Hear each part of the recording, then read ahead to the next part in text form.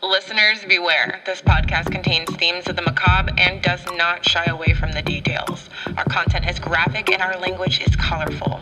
We might not be your cup of tea, so listener discretion is strongly advised.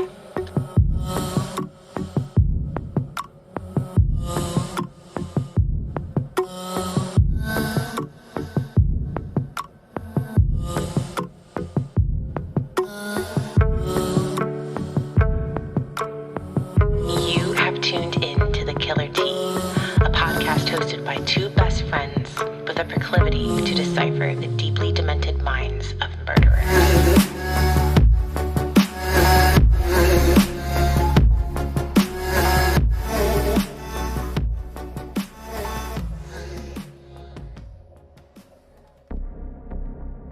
Welcome to episode 18 of The Killer Tea.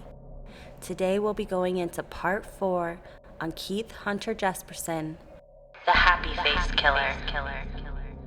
We are your hosts, Christina and Chelsea. And me, Tara. Tara's back. Again! I feel like I live here now. Yes, we've had you for a full month.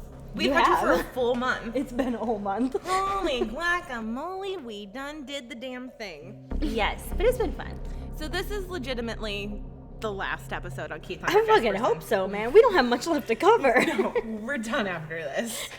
But so 4 episodes in, and I think we are finally wrapping it up. We're going to be talking about his arrest, a little bit of the psychology, and even his daughter, Melissa Moore, who is very outspoken about her life after, and I guess recovery and healing. And I feel like you can't tell Keith's story without telling Melissa's. Yeah, I agree with that. So on our last episode, we left off with the actual death and disposal of Julie's body. Yes. So now Keith is on his way to Vancouver, and I don't know if you guys remember this, he's going to renew his license because priority. He doesn't want his license to expire. He's turning 35 or 40, I can't remember. Oh, I don't know how old he is at this point. Well, I mean, he's gotten away with however many murders now. This is 8 murders now. Yeah. So he's gotten away with 8, and he's continued living his life. So, like, well, why not go renew your license, I guess? Yeah, I guess that's true. So he goes to Vancouver to renew his driver's license, and then he actually continues driving truck and picking up loads and dropping stuff off for the next several days. It's business as usual, which it has been that way.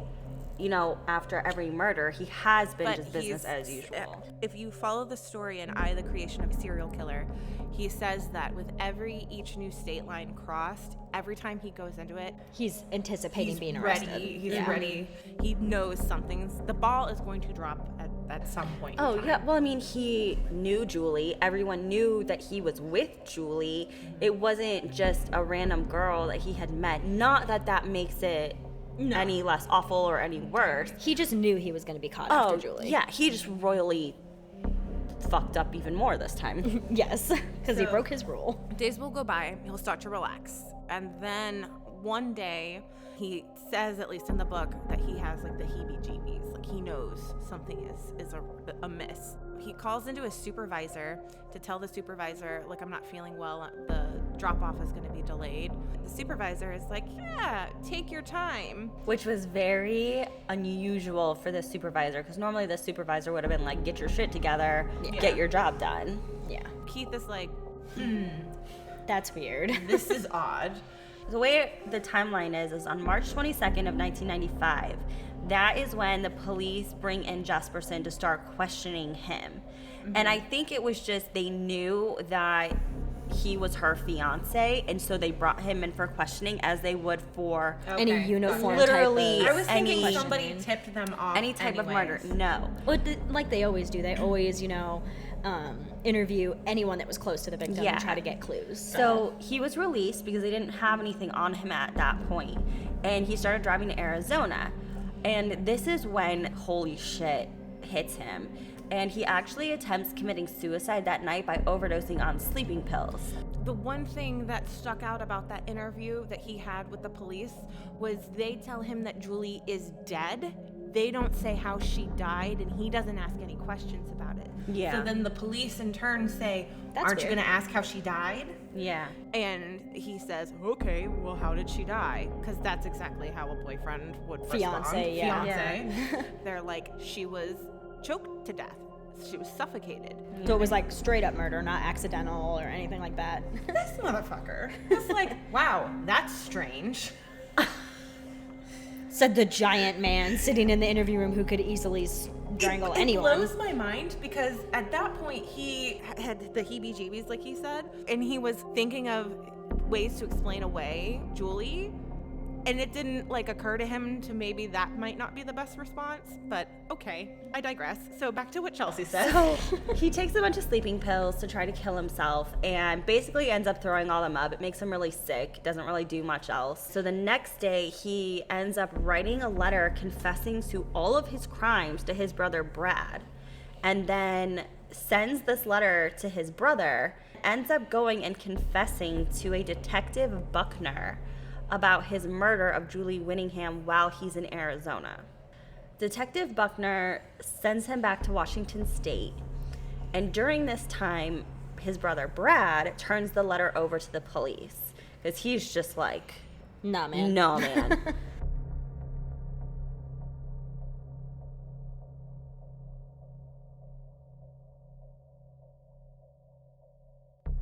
While he's in prison, waiting kind of for like the dust to settle on his confession about Julie, he also confesses to the murder of Angela Surprise, and her body was actually found after Jesperson gave details on her murder. So she was killed, so that was back in January. Her body's been there for what, 3 months now? Mm-hmm. Well, what was left I of her remember body? it being badly decomposed. And Well, I mean, she's the one that he horrifically, yeah. Yeah, so the whole point of him doing that was so that way she couldn't be identified. But that was the one that I think upset him the most, other than Julie. Yeah. That was the one that made him think that he was a monster. And Right. Because he was a monster. Well, Like, that was a is. horrific thing to... Oh, unspeakable, absolutely. Like, what makes unspeakable. you think that that's an acceptable way to do that, let alone do that in general? Well, this whole time that he's like, shit, guys, they're coming for me. What the fuck? What accent was that? Shit, guys. Oh, shit, guys, they coming for me. So that whole time that he's like, fuck, they're coming for me, I'm done for, yada, yada, yada. Oh, let me try and kill like 2 more girls.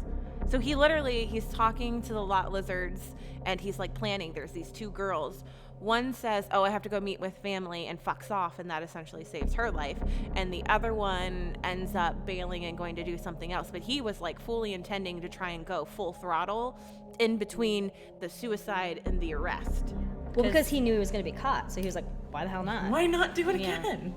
While he is sitting in prison, kind of waiting for everything to like fall, the chips to fall where they may, he starts getting upset that he was not getting the credit for the murder of Tanya Bennett. And he actually ends up telling the police that he killed her. And they're like, No, you didn't. no, you didn't, because we have Laverne and John in prison for this. And he's like, no, they didn't do it. I did it. And I can prove it because I can tell you where her purse is. And the cops are like, yo, okay, dude. Yeah. So he actually leads them to where her purse could be found. And if you'll remember, he just chucked it into a field. And her purse was still there. Had her purse not been there, Laverne and John would still be in Oh, prison. they'd still be in prison. Yeah, so to recap on that, Laverne is this nice old lady looking person who is sick and tired of her boyfriend. He and she killed him. Tanya. As a means to get her boyfriend out of the house. Yes. Worst Like, way ever possible. Everyone to do that. described her, which is something that we didn't ever say, as a grandmother looking like person. She was a grandmother's age. So when I looked at pictures of her, I was like shook. I thought she was going to be someone in her like 40s, 50s. No. So she immediately regrets her choice because she's admitted and charged, and they say you're going to serve no less than 10 years. They sit in the prison for 4 years before Jesperson and his attorney are like, hey, Just kidding. Keith wants credit for this. Which is essentially what it was. Yeah. He didn't want them to. He in the book he tries to come off as being like, oh, I didn't want these innocent people to serve time for what I did, but in all honesty, he just wanted the credit for it. But these past 4 years, I mean, Right? fine, buddy, go ahead. They do eventually get out, but it takes like months for them to be freed. Even with how the system works, even with Jesperson's confession and the evidence and stuff. Oh, their convictions aren't done away with. They just get released from prison. So they still look like they've murdered people. And like, I don't know what kind of a person John Sosnowski was, but like, how fucked up is that he didn't actually kill anyone, but he didn't actually commit any crime. No, but now He he's just got this unfortunately loved Laverne. Yeah, and now he's got this murder charge on his record for the rest of his life. As a matter of fact, we don't even know if he actually committed acts of domestic violence or if she was just pissed off because he was a bum. I don't know. Yeah, it never really goes into any detail about that. Either way, that poor man's life was ruined. Yeah. Yep, absolutely ruined. In October of 1995 is when he does plead guilty to the murder of Julie, and then he receives life in prison from that. So we already know he's locked up forever, right? Like, it's done. In November, he enters a no contest plea for the murder of Tanya and receives another life sentence. And then in June of 1998, which why that took 3 years, I don't know. But he receives another life sentence for the murder of Angela. So there's one more that happens while he's in prison in 1997. He said that her name might be Carla, and she was probably 39 to 40 years old when he killed her in May 1993. She was previously unidentified, and I don't think she ever actually does get identified. He decides to write a letter to the district's attorney in Santa Clara where he confesses to murdering another truck stop prostitute, an alleged prostitute. We don't actually know if she is. And throwing her body over the edge of a hill on Highway 152. He's charged with murder, but the DA struck a deal with him for them not to pursue the death penalty if he could give them more details on her murder, her body, all of that stuff, which did end up happening, but they never recovered her. Keith had a working theory that while he was in prison, if he threw out all these different information to different resources, that it would make him as a witness and completely unreliable, and that they couldn't take his word for shit. Oh, well, he admitted to killing up to, what was it, like 160 women? Yeah, and he would recant and say it again, say it again. So she could be another, Or she could be the Jane Doe. The Jane Doe, Santanella, California, in March of 1993. Yeah, he said that he said that he thought her name was Cindy in the book. She was the girl that was homeless at the restaurant looking at food, and he bought her food. Notes that Chelsea has, it says March of 93, so it could very well be the same girl. Very well be the same girl. Yeah. And that's so unfortunate that he killed so many people. That he can't even keep their names straight. Yeah, I mean, I wonder how much truth there is to like the Jane Does that were like the ones with the bodies that were found. I fully believe, but like, there were a couple that he confessed to that they never really found the bodies, which gives me, what was his name, Henry Lee Lucas vibes, where he's just confessing to confess. One thing that he talks about in his letters, where he's confessing in his letters, writing a bunch of other serial killers, he talks about stuff like that, always wishing that he had that attention, always wishing that he had that notoriety. So on par with his idea that if he puts out all these conflicting statements that the court will look at him as unreliable, I also think he enjoys the notoriety. Yeah, and I think he talks about doing that 100% on purpose, of saying, oh, I killed 160 women, and then when they're like, you killed 160 women, he's like, who told you that? Yeah, it's very much, it just makes people come to him and talk to him, and it's making himself unreliable, so they can't necessarily pin anything on him because he's constantly confessing and then recanting his statements later. During this time, obviously, his ex-wife Rose and his older daughter Melissa find out. Rose hears everything, but she's still trying to protect the kids. And she only tells Melissa and the oldest boy, Jason, that he murdered Julie.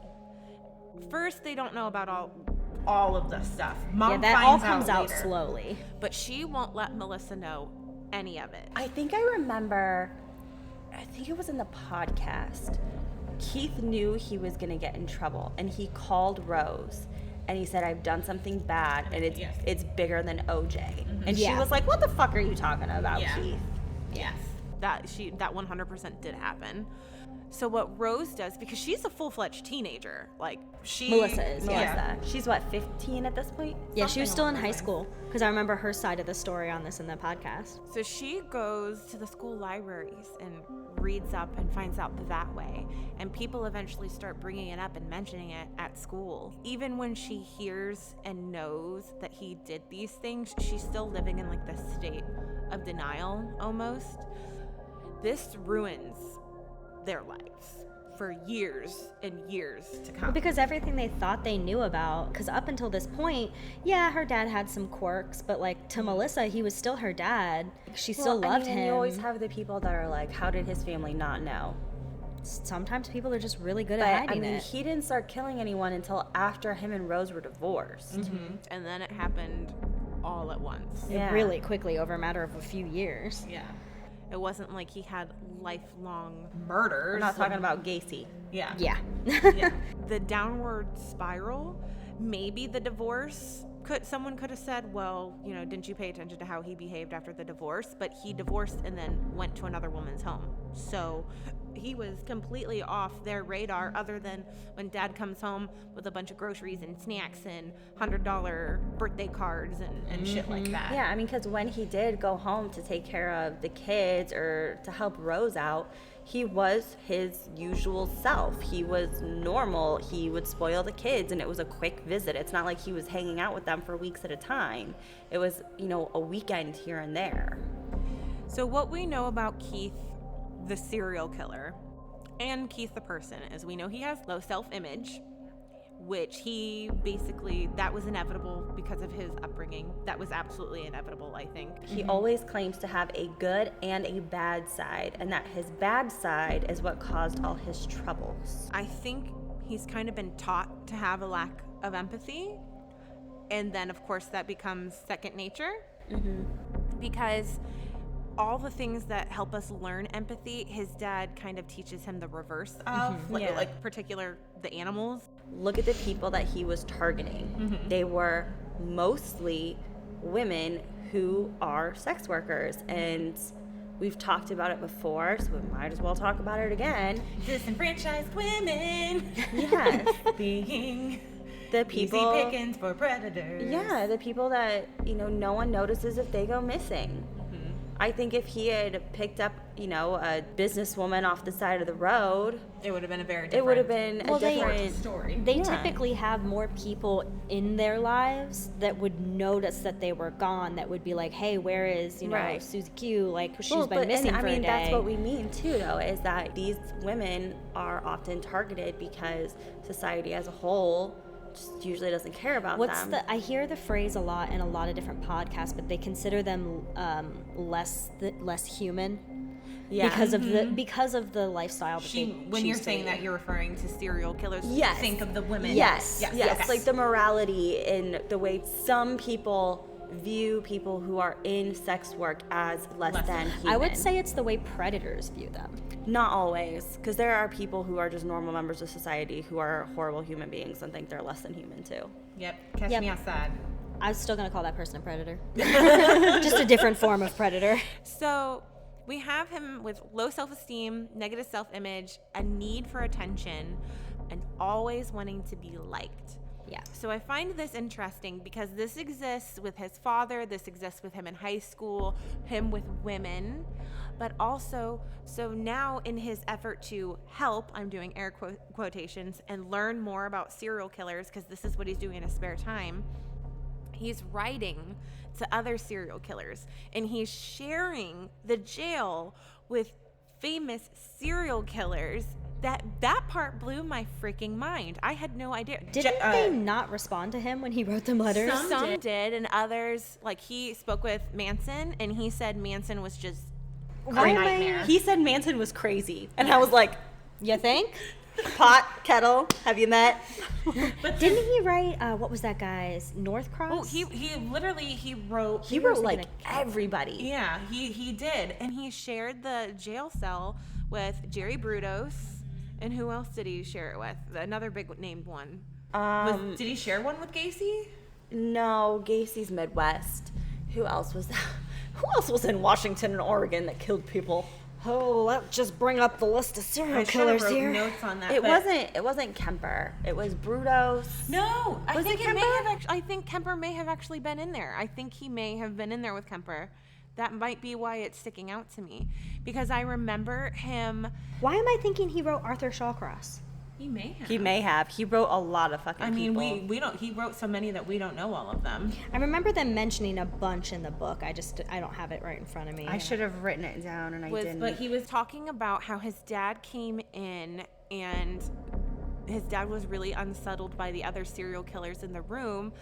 I remember in the book he was like, and Dad, there's Jerry Brudos and he killed women over shoes. Yeah. Like crazy shit. He did say that. He's writing to these other serial killers as his own form of experimentation. He wants to see what he has in common with them. And I kind of think he's looking for kinship. Yeah. I think he's looking for kinship, but if you remember, we talked about it.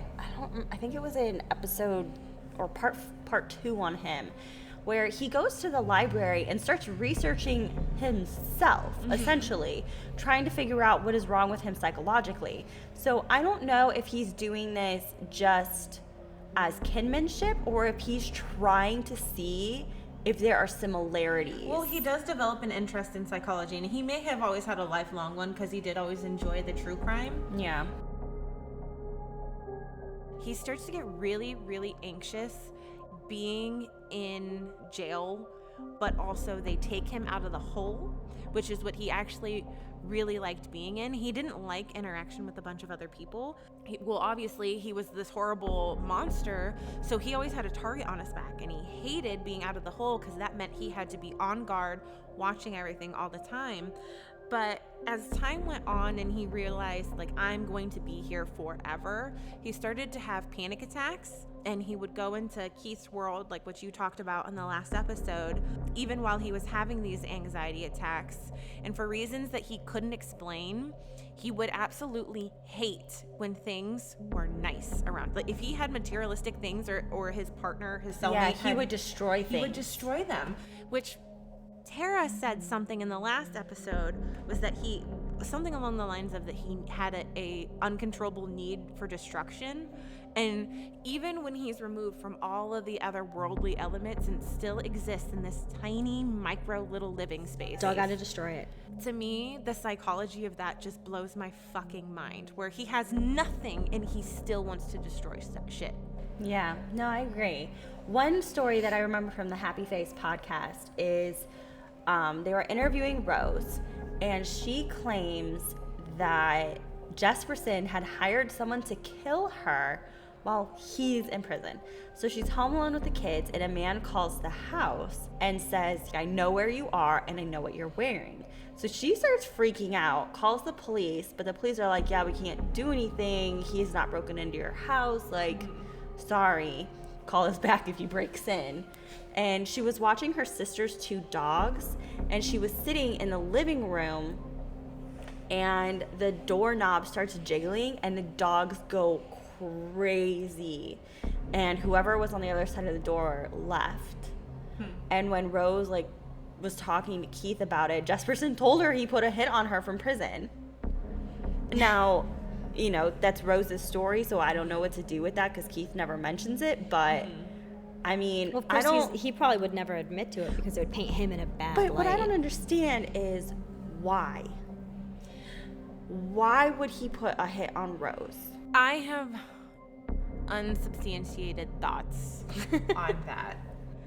And sometimes I think it might be Rose's way of distancing, further cutting the ties of their relationship. Look how much he hated me. He was going to hire someone to kill me. Well, and that's what I mean, though. Like, him hiring someone to kill Rose is so incredibly out of character for anything that he would do. Well, and it could very well be like, how many times have you been home late at night and you heard something outside and then your mind just goes crazy? Maybe she thought that might have been what it was. And then maybe she told Keith about it, and Keith was sarcastic and like, yeah, I put a hit on you from prison. Yeah, because he's sarcastic a lot with his dad. Yeah, and he does have a very dark sense of humor. So Her dad is arrested. He's in prison. He's been in there for a hot second. Melissa finds out that she has an unplanned pregnancy, and she has a mental breakdown and kind of word vomits on her dad via a letter that she had an abortion. And her dad, we've talked about this before, says that you're just as much a murderer as I am. That, I believe, because Keith, in his sense of morality, children are untouchable, you don't harm children, I can understand why he would say what he said to her. It makes sense with what we know about Keith. I believe that he said it to her, but we're obviously to this point of the podcast where we're going to talk about his psychology, his skewed sense of morality. Oh, don't kill children. All of those women that you murdered were someone's child. Okay, to further go on. So you piece of fucking trash. In I Creation of a Serial Killer, at this point that he's arrested, he's like sitting here and like, these idiots, these fucking this and da. If they, what did he say? If they were intelligent, they wouldn't be locked up anyways. You're locked up. Yeah. So do you fall into that? I remember Keith talking about, though, how 8 seemed to be the magic number. That once you got to 8 kills, that's when you got caught. Because I feel like at that point, you know, you've gotten away with 7 murders up to that 8th point. You probably are getting relaxed. You're probably like, oh, I can get away with this shit. Oh, and you get exactly. sloppy. You get sloppy. Well, he did get sloppy. He killed Julie. Yeah. I'm really curious that if he had taken his own advice and not rekindled things with Julie, would he have gone on and continued? I think he would have continued to kill, and he would have eventually got caught. Either that or the guilt would have finally been enough to consume Well, I mean, him. he tried to kill himself, what is this, 3 times now? Those 2 days that he was trying to commit suicide, he tried again and again. Yeah. But the problem was he was using over-the-counter Sudafed, and that's not powerful enough to knock a 260-pound man. So while he's in there, his family writes him off. They're done. His 2 brothers want nothing to do with them. He had written them letters. They ripped him up. But his dad, the one that he despises the most, Would write him back. his dad not only would write him His back, older but he- sister, Susan, would write him back, too. well, his dad came to see him 2 times a year, rain or shine, Oh, no yeah. matter what. Religiously, Les would come to see him. Which, you're right. The person that he despises the most in the entire Who's the world antagonist of everything. is the only person that comes and sees him on a regular basis. Said specifically 2 times a year, rain or shine, his dad would come. Now, they would argue a lot. They would go back and forth. There was this ongoing thing between him and Les where Les would try to control the narrative and say, no, I never did that. Your life wasn't like that. And Keith would say, okay, whatever, Dad. What do you want me to say? What version of reality do you need me to write out for you so that way you can go share it with all of your friends that I wasn't abused, I wasn't beaten, you did nothing wrong. I'll do it. And he actually does. He writes a formal letter to his dad so his dad can take it and show everybody, look, see, I was a good dad. I didn't do anything wrong. But then, of course, Keith. I wrote that to make you feel better. I wrote that to make you feel better. Did and you it? know that. It was either Keith or Les. I don't remember which one, but one of them started writing a book. Yes, but they tried to write a book together. Yeah, And then Les kept calling out Keith saying, oh, no, it wasn't like that. So it wasn't letters per se. It was a freaking manuscript. Oh, yeah. They wrote like a 300 and some page manuscript. Yeah, they started writing like an autobiography / biography together, but Les wanted to control the narrative, whereas Keith is like, no, I want to tell the truth. Well, His truth. version of the truth. And Les and him could never agree on anything, and so Keith finally was just like, you know what? Write whatever you want to write. Write what you want to write. Yeah. Okay. This is what makes me believe it, because I feel like if Keith, he could literally say anything that he wanted.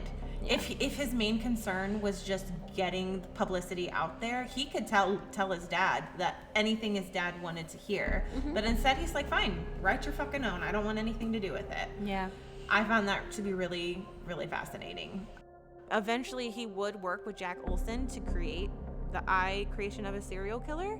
However, he signed off on it, and Jack Olson can be critical sometimes of Keith. He goes and has conversations with Les. He talks to Keith's siblings. He talks to his eldest sister, Suzanne, who I think actually confirms a lot of Les's mistreatment that kind of targets Keith. So you have two narcissists butting heads. Shocker. But they do eventually come to peace. They continue to talk until Les eventually does pass away. At least there was that. Melissa, as an adult, does come to visit Keith with her children. And her husband. She gets very criticized for this decision, but for her, she needs that closure. Yeah, she's still living in denial. She goes, meets with her dad. They get a picture taken. I think it's an overall okay meeting. Yeah, she said it went well. Like I remember her saying that Keith was happy to see the kids and meet her husband, but they never went back to visit after that. No, that was the one and only time she ever went to visit Keith. And I think for her, what had triggered it is her daughter had come home from school and they were doing a family tree project. And her daughter knew, like, everyone has a daddy. And so she was like, Mommy, like, who's your dad? And yeah, because I remember her saying that Rose's whole side of the tree, they had grandma and they had grandpa and they had all the cousins. And her daddy's side of the family was all empty. Nicely filled out. But above Melissa's name, it was Rose and then blank space.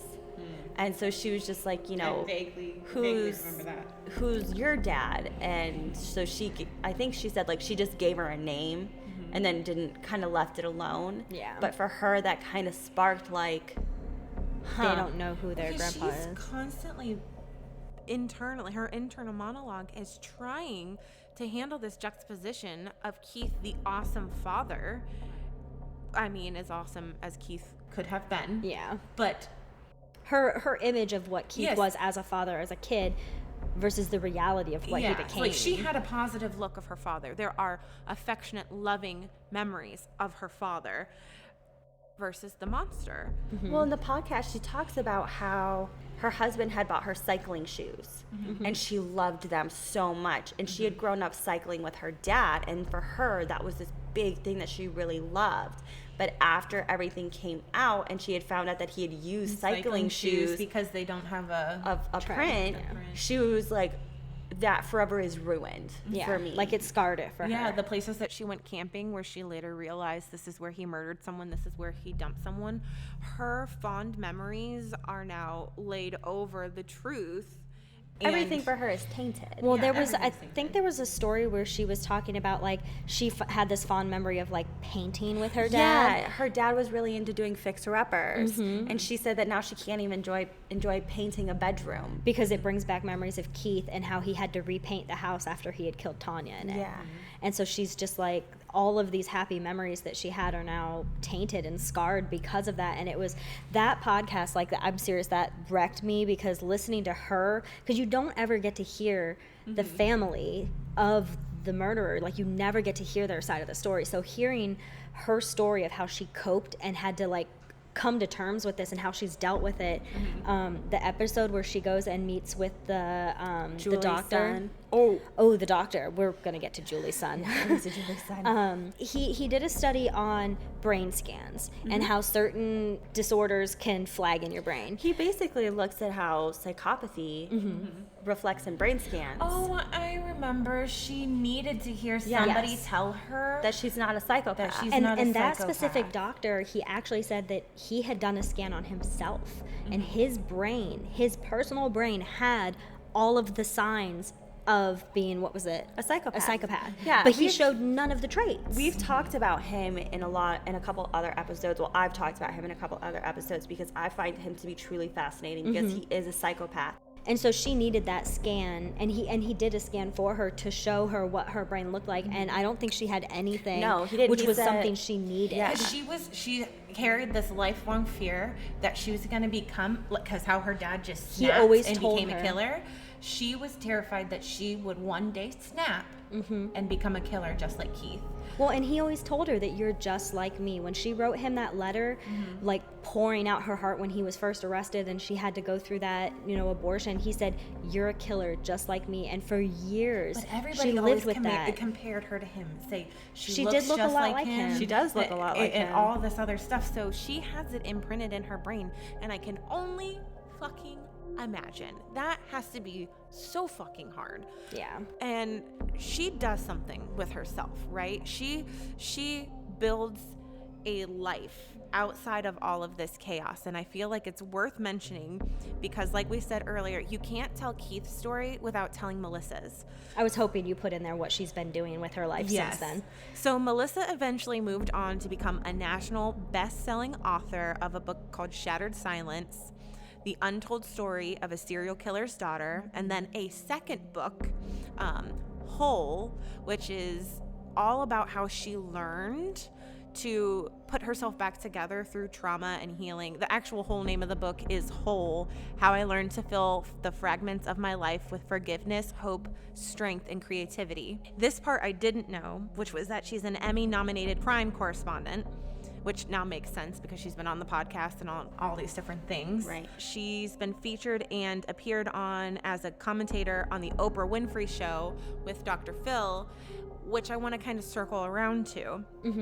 So when I was talking about how she was criticized for taking her children to go see her dad, Oprah in this interview, actually, she doesn't outright criticize her, but she more or less questions what why the fuck would you do that? Yeah, in a very nice, polite Oprah way. I was gonna say, in the way that Oprah does. Yeah, and Dr. Phil, at the time of this interview, Dr. Phil is Oprah's correspondent. Yeah. Oprah had actually hired Dr. Phil for another segment that they did. He was not a personality at the time. This was his job. The psychology was his job. And she was so impressed with him, she wanted him to come on the show. Okay. He is quoted to saying, when talking specifically about Keith, you can put sociopaths in therapy, you can put them in therapy in prison for 20 years, and basically, most of the time, they don't get better. In fact, they get worse because they learn what the therapist wants to hear.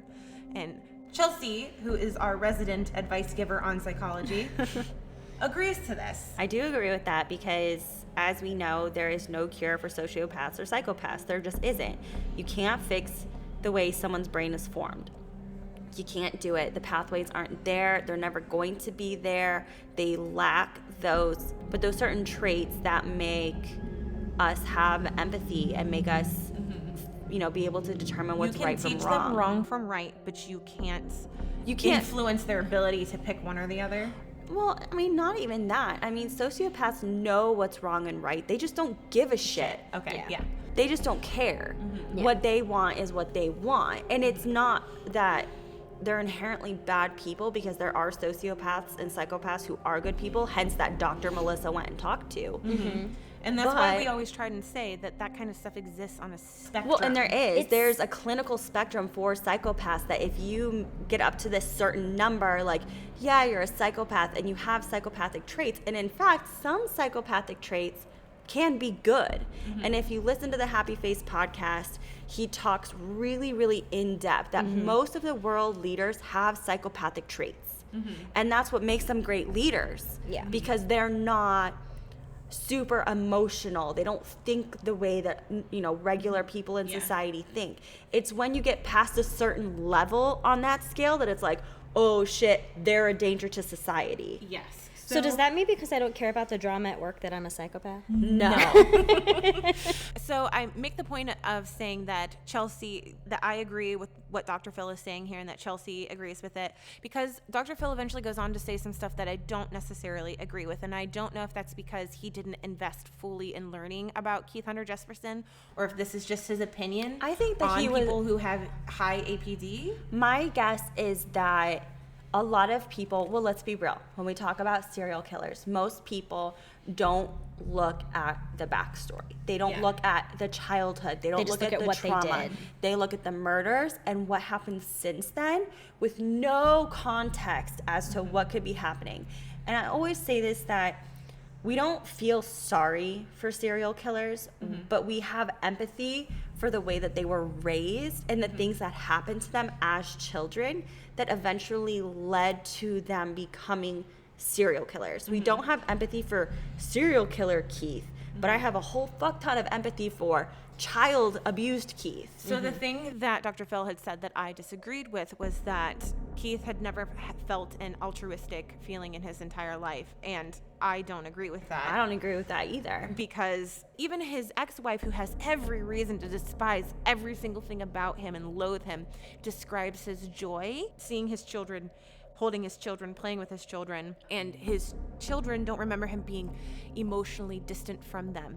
They remember playful times. And I think if we're talking about somebody who has no good feelings whatsoever, no ability to express them, then I think it would be the exact opposite. I think that she would remember a cold father that never wanted to hug and kiss her and love on her. And she told that story when they were kids, that they used to all run into the room and dogpile on Keith in the mornings, and they would have this tickle fight that lasted for like an hour of just like giggling and running around and chasing each other. And like, someone who didn't have those kinds of feelings wouldn't act that way. I think someone that would be so high on the APD spectrum that would have no good feelings whatsoever and no good feelings towards her. Have we talked about anyone that's been like an actual psychopath? But Bundy, I think, would be a really Bundy's a good one. solid one. I think Gacy might be the closest we get, because while Gacy did have altruistic feelings, like he did, but he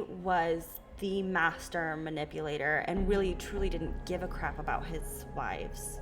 But he did about his kids. I know, I get that. So that's why I'm saying, like, And other kids. yeah. I wanted to commentate on that because as Dr. Phil was saying this, he was saying this to Melissa, that he has never cared or given a shit about you. He doesn't say it like that, but that's more or less what's coming across. Yeah, which is and not, I disagree. I don't think that's true. But, I mean, if anybody's listening to this going, well, it's Dr. Phil, why the fuck are you listening to him? I feel like it's worth mentioning that Dr. Phil actually kind of knows his shit. Dr. Phil is A doctor. a clinical psychologist. Yeah, he has his bachelor's of arts in psychology. He earned his master's of arts in experimental psychology, which is really fascinating. And then he actually has his PhD in clinical psychology, which is one of Chelsea's things that she loves. But he's just not licensed to practice. What he does on his actual show is just give advice. Yeah, he's more of a consultant on it now. So it's not like it's not like it's me. Like if I was up there trying to give advice to someone based on my psychology information.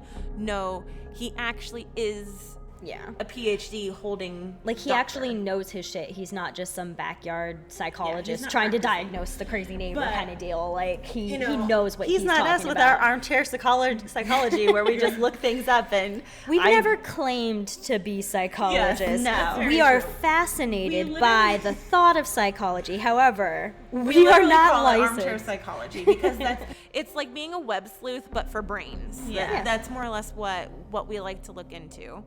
All right. Going back to Melissa again. So she appeared on the Oprah Winfrey Show with Dr. Phil, which is what we just talked about. She did Good Morning America, Fox News, America's Most Wanted, Entertainment News, and she was also part of the 12-part podcast, which we talk about continuously in this podcast by How Stuff Works, called Happy Face. We credit a lot of the information that all three of us have to that podcast. It was a fantastic podcast. Fucking listen to it if you haven't. Yeah, I got sucked into the podcast, which led me to buying the I Creation of the Serial Killer book, which Same. I then got you two hooked on. Yes, same. So, and then the final thing that she hosted was Monster in My Family, which I had seen before but didn't register what it was, which was actually also very informative. You get to see a lot of pictures and videos of survivors, of family, and there actually is even a confrontation between the victim's family and Melissa, where they finally get to sit down and do what you're talking about, Tara, which is Melissa's goal has been to connect with all of the different families as much as she can to apologize. Which she personally does not have anything it's to not her fault apologize for. whatsoever. Which is what, when she met with Julie Winningham's son, he tells her, he's like, you don't have anything to apologize to me for. He goes, it was your father, it was not It wasn't you. I legit cried when I re-listened to that episode. It just broke my heart. It's so sad. I mean, So that listen poor to that boy's podcast. whole life, and he's such an empathetic, kind He had a person. lot of hatred for a long time. Yeah, and he hated her family, I believe, because like she got to go on. She feels guilty anytime she feels happy. Like she doesn't deserve to be happy. And that's something that why she would go and meet with the families was this horrible guilt she had for being a loving mom and having a happy marriage. It ripped her apart. Now, one of the things that did happen was some of the victims' families did confront her about writing the books and how it upset them because it brought so much attention back to the case, and it hurts. They just want to let it die. For her, she feels like it's important that there's healing taking place, and there's not really any resources available to the families of the serial killers who their life is also wrecked. And she just wanted to be a movement for good for those families. But she did get some criticism for that from a lot of people. And I feel like this poor girl is like, damned if I do, damned if I don't. And she's just trying to do good. I feel like no matter what she does, there's going to be one group of people that are not happy. Yeah, I mean, because it's such a hard situation to navigate. Like, I feel so I much mean, so and you bad know, for her. and I do feel bad for the families, you know, of the victims. It's horrible, and I feel horrible for Melissa and her family. And unfortunately, though, true crime is popular, for lack of a better word. Well, true crime is popular, but also it's taken this long for us to have the conversation about the influence of environmental factors on human psychology. I mean, we've talked about it. Nature versus nurture. Nature loads the gun and nurture pulls the trigger. I feel like it's a perfect storm. You can't, like, you guys always reference like the creating a serial killer, like, oh, that's how you create a serial killer. I don't think you can physically create a serial killer. It's if they have those triggers in their brain, like that scan shows of that doctor. Like, he has those traits. However, in his life, he didn't have those other additional traits of like having a bad family life or, you know, being abused. Like those things all compile to a perfect that's storm. why I'm saying that as shitty as our interest in true crime can be to a victim's family, and there's no other way to slice it. Oh, no. For victims, This is horrible. this whole thing that all of us find interest in and make a hobby, it's fucking shitty. It's horrible for them. They hate it. But on the flip side of that, if people aren't interested, the funding for discovering more about the psychology and about criminal psychology and all of that stuff, it evaporates. Because if nobody's fucking interested in it, then the big higher ups, the head honchos, aren't going to make room in their budget for it. And so I think in its own way, the dialogue in creating traction along these big, hard, shitty conversations, and yes, the public interest sometimes solves crimes and also allows for the technology to be developed. Well, and I always look at it as into preventing them. Yeah, as like an educational thing. Like, these things happened to Keith in his childhood, and they more or less led to the events of his adult life. So I look at it as an educational factor of like, if you see something like this happening either in your family or in a friend's family or in, you know, a neighbor's family, and you see these things happening, don't be blind to it. Be a force for good when you can see abuse and stuff happening, because it does have implications. And I mean, and like we've said before, not all children who are abused become serial killers, and not all serial killers had abusive childhoods. Yeah. Now, most of the ones we've talked about, Yeah, we Yes, picked they some have. pretty Every single violent one of ones. them has yes, had. but there are some that we haven't covered yet that didn't have extremely abusive childhoods, and their families literally don't know what the fuck happened to them. Put those on the docket for season 2. Working on it. Working on it. Well, so regardless, the point being is this was probably one of the freshest serial killers that we've done ever. The victims' families are still alive, and we have to be conscious of their feelings and their existence, and you can't just put shit out there about them all willy-nilly. But we also still should have this conversation because it leads into discussions about sex work and the implications of letting those people live on the outskirts of society. And not valuing them the way that they deserve to be valued. They're still humans. They're still humans. Sometimes it's even as simple as not reporting things. So I think podcasts and stuff about true crime serve a purpose other than just a hobby. I think sometimes they can be cleverly disguised as a hobby.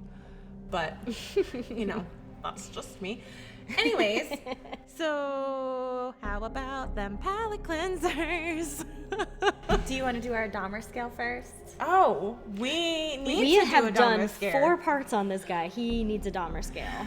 Tura, Tura. where does Keith fall on our Dahmer scale for you? See, this is difficult because as far as like comparing him to like a Dahmer activity, he doesn't rank that high. Basically, most evil versus minimal amount of evil. I'm gonna rate him like a 5-6, like right in there. I'm gonna put him at a 7.5, 8. Yeah, he's about a 7.5, 8 for me too. There's just I'm thinking in my head of all of the other serial killers I know of and the violence that they have done versus the violence that he did. I think for me, because we know how Keith feels about these murders, because we gives heard you more him, of an insight. it gives me more like, oh, you're a bag of shit. Okay. But I feel like that kind of skews your vote too, because like we don't That's know a as valid much point. about. It It's is hard. valid. It's hard because we've invested so much in him. I think we need him to be Like we know he's literal garbage, and we want him to be a 10 out of 10.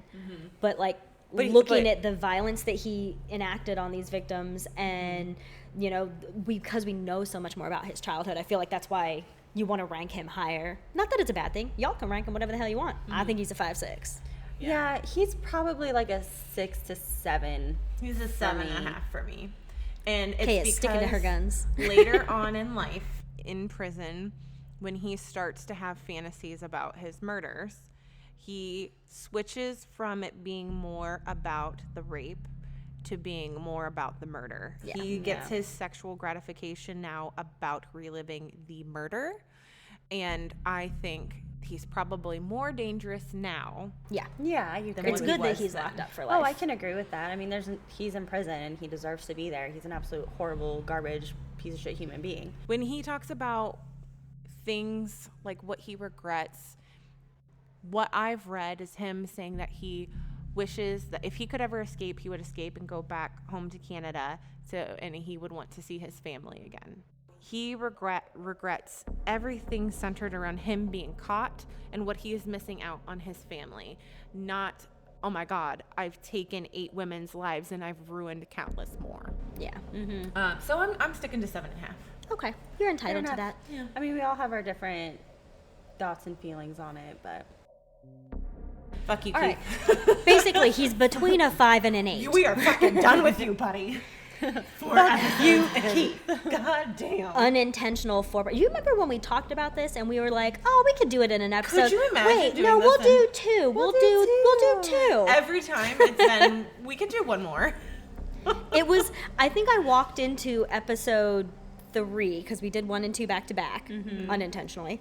I think I walked into 3 going, "We're gonna have to do a 4." I think on my way driving here, I was like, this is gonna be 4. There's fine, just guys. too much information on him out there. You can't concur. cut it short. And I wanted to give Melissa a chunk. Yeah, Yeah, she deserves. she deserves She's a chunk. done. She's doing the Lord's work. She's busting her fucking ass, trying to make a difference. She really is. So- She's done some amazing things with the hard thing that she had to deal with. Yeah, so. like who can make a positive? You out go, of it? Melissa. If you ever hear this, you're amazing. Yeah, you're awesome, Melissa. All right, palate cleanser. Palate cleanser.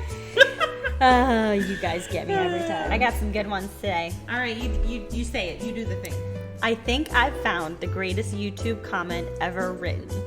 When I was younger, I thought John Benet Ramsey was Gordon Ramsay's daughter, and the reason he was so angry all the time was because his daughter was dead. Oh, Jean Benet. That's another 4-part. Oh. Netflix's new serial killer documentary. I've killed people in every way imaginable. Stabbing, gunshot, strangulation, me peacefully dozing off on the couch. Isn't that the fucking truth? My favorite is when some of my other friends, well, you guys have said this yourselves, are like, it's too much. I've listened to too much. I need a break. Meanwhile, nap time, forensic files, and Yeah. then she was murdered. As I'm snoring in the background. Yes. I was banned from watching it at home. I'm not allowed to watch true crime documentaries at home when the fiance's home. He's just like, starting no. to get Robin to him like a little bit. Sean gets low key into them. He was watching, I think it's like I Am a Killer on Netflix. He was watching that for a while. He's switched to live PD now, which I did makes get my Chris brain sucked hurt, into but- the confessions tapes of Bundy on Netflix. Yeah. He did get sucked into that one because he was like, wait, this motherfucker jumped out of a 2-story window. What's even Bundy? I'm just gonna commentate a little bit on this. What fucks me up about Bundy was he was a fucking psychology student. Didn't he He have used like a that. full-fledged psychology degree? I don't think he No. finished. No, no, he never He finished. changed but to he law. bounced around a lot. That blows my fucking mind that he knew exactly what he was that doing. a pun? Because he bounced a lot from the Northwest to Florida. Oh no, he wasn't ready. What was our memes that you shared today? I've got some more. I'm sorry. Oh, okay. Sorry, I was just interrupting you. No, you're fine. Staying in is self-care. Watching true crime is self-care. Thinking of various ways to murder those who wrong you and get away with it is self-care. All about that self-care. I mean, self-care should cost you nothing. So. Friend, how do you manage to keep it together when you have so much shit going on in your life? Me, true crime. Murder.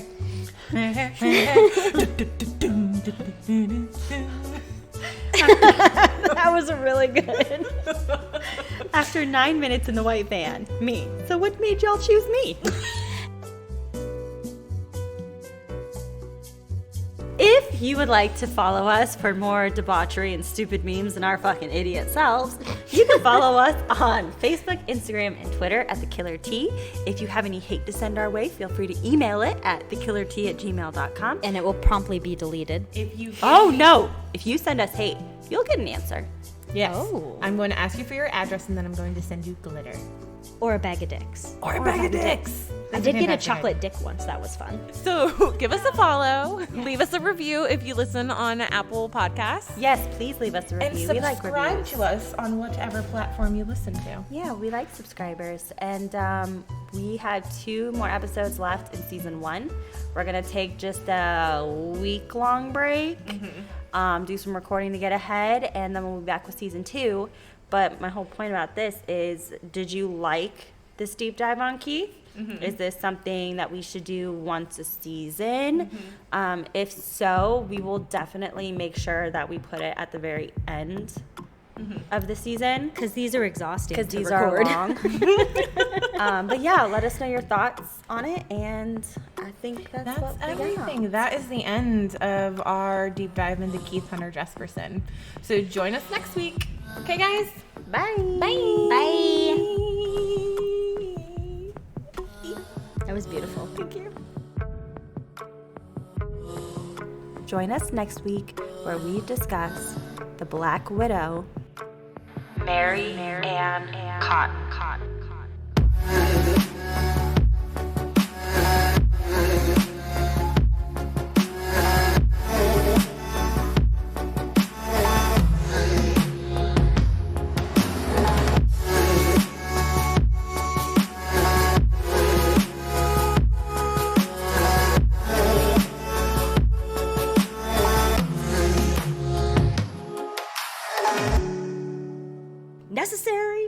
Is it necessary? No, it's not necessary. Me drink my own urine, but it's sterile and I like the taste. Oh, I'm sorry. It's me setting up recording, intervening with your TikToking? Yes. My bad. It tastes just like Pine Sol. I know, it's terrible. Why did you give me that one? Pine Sol tastes You know the like? smell of It tastes Pine like Sol. what Pine Sol smells like.